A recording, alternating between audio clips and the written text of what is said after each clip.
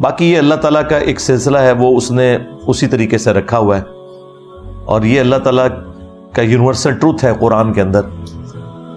وَلَنَبْلُوَنَّكُمْ بِشَيْءٍ مِّنَ الْخَوْفِ وَالْجُوعِ وَنَقْصٍ مِّنَ الْأَمْوَالِ وَالْأَنفُسِ وَالثَّمَرَاتِ.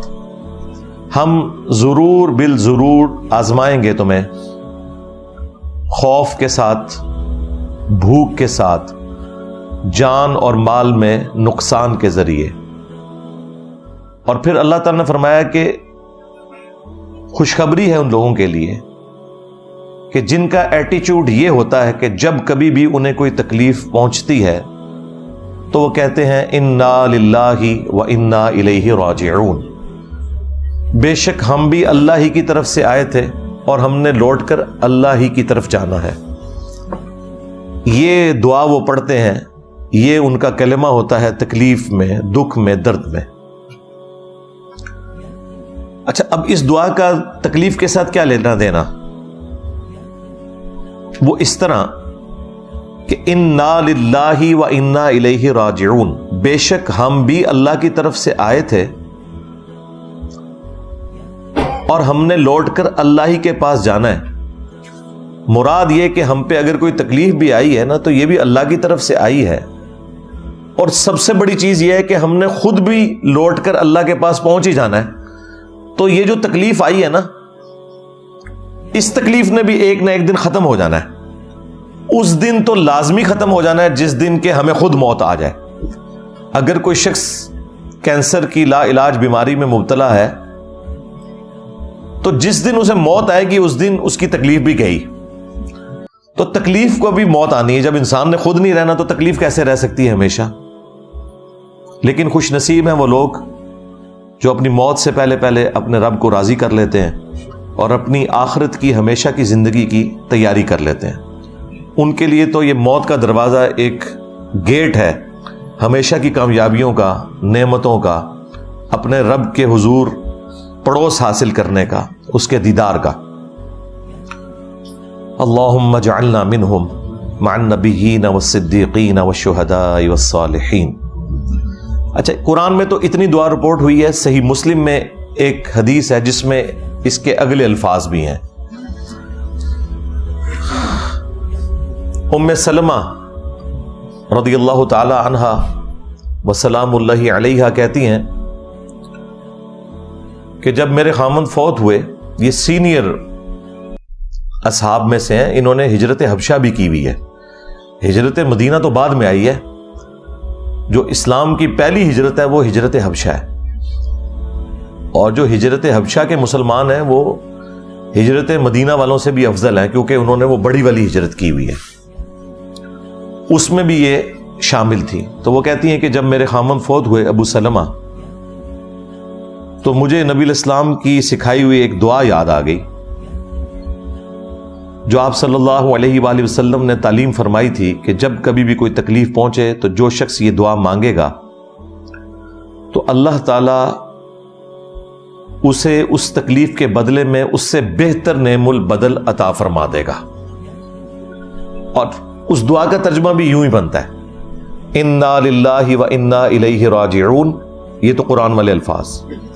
اس کے ساتھ پڑھنا ہے پھر اللہم اجرنی، اللہم اجرنی، میم کے اوپر زبر ہے اور آگے جھٹکے سے پڑھنا ہے، فی مصیبتی واخلف لی خیرا منہا.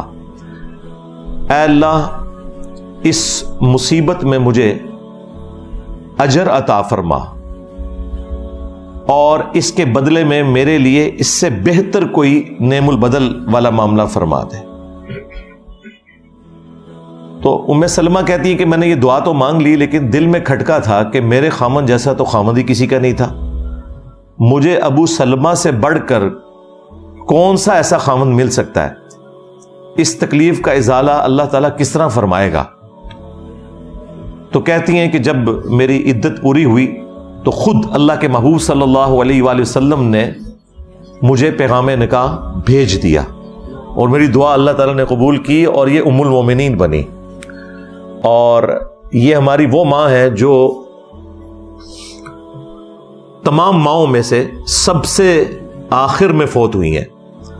واقعہ کربلا کے بھی 2 سال کے بعد 63 ہجری کے اندر یہ فوت ہوئی ہیں ام سلمہ سلام اللہ علیہا ورضی اللہ تعالی عنہا. تو اللہ تعالیٰ نے انہیں نعم البدل بھی بہترین عطا فرمایا. تو یہ دعا سب یاد کریں, انا للہ و انا الیہ راجعون, اللہم اجرنی فی مصیبتی و اخلف لی خیرا منہا. یہ صحیح مسلم کے اندر موجود ہے. اور یہ دعا حرز جاں بنا لیں. روزانہ کوئی نہ کوئی آپ کو اس طرح کی خبر ملتی ہے. کبھی کوئی بچہ گر جاتا ہے, کسی کا ایکسیڈنٹ ہو جاتا ہے, اور کوئی تکلیف گھر میں آ جاتی ہے, تو یہ دعا ہر وقت یاد رکھیں. پہلی چیز جو اپنی زبان سے نکالیں وہ یہ دعا ہے, تاکہ اللہ تعالیٰ اس کا نعم البدل بہتر عطا فرمائے. اور دعا مومن کے پاس اتنا بڑا ہتھیار ہے کہ اس سے بڑا کوئی ہتھیار نہیں ہے. جامعہ ترمذی کے اندر اور مسند احمد کے اندر اور مشکات میں بھی یہ حدیث موجود ہے کہ جو شخص یہ چاہتا ہے کہ اللہ تعالیٰ مصیبت اور پریشانی میں اس کی دعا قبول کرے,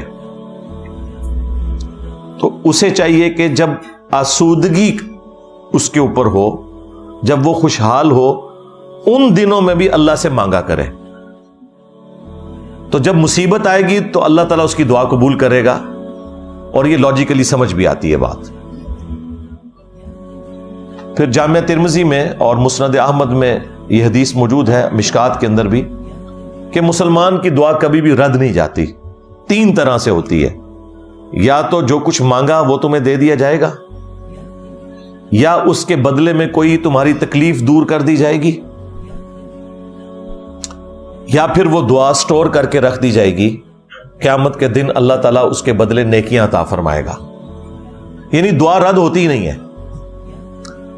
صحابہ اکرام علیہم رضوان نے جب یہ اللہ کے محبوب صلی اللہ علیہ وآلہ وسلم سے یہ بات سنی تو انہوں نے کہا یا رسول اللہ, پھر ہم تو اللہ تعالیٰ سے بہت زیادہ دعائیں کیا کریں گے, کیونکہ جب یہ رد ہی نہیں ہونی, یہ وہ عبادت ہے جو ہر حال میں قبول ہونی ہے. یا تو جو مانگا وہ مل جائے گا, یا اس کے بہتر کوئی تکلیف دور کر دی جائے گی اس کے بدلے میں, یا پھر قیامت کے دن اس کا اجر مل جائے گا, نیکیاں مل جائیں گی. لیکن دعا کا ایک پروٹوکول ہے, وہ جامعہ ترمذی کے اندر حدیث موجود ہے, مشکات کے اندر بھی ہے, کہ نبی علیہ السلام نے فرمایا کہ جو شخص اللہ تعالیٰ کا ذکر اور درود شریف پڑھ کے متوجہ ہوتا ہے اللہ کی طرف, اللہ تعالیٰ اسے محروم نہیں لوٹاتا. یہ دعا کا پروٹوکول ہے کہ پہلے اللہ کی حمد کی جائے, پھر درود شریف, پھر دعائیں. اور آپ دیکھ لیں جب ہم نماز میں تشہد میں بیٹھتے ہیں تو پہلے اللہ کی حمد کرتے ہیں, پھر درود شریف, اور پھر دعائیں آتی ہیں. یہ وہی ترتیب ہے. تو دعا سے اپنے آپ کو کبھی بھی بے نیاز نہیں کرنا چاہیے. باقی اس طرح کے جو واقعات ہیں یہ انسان کو جھنجھوڑتے ہیں کہ وہ اپنی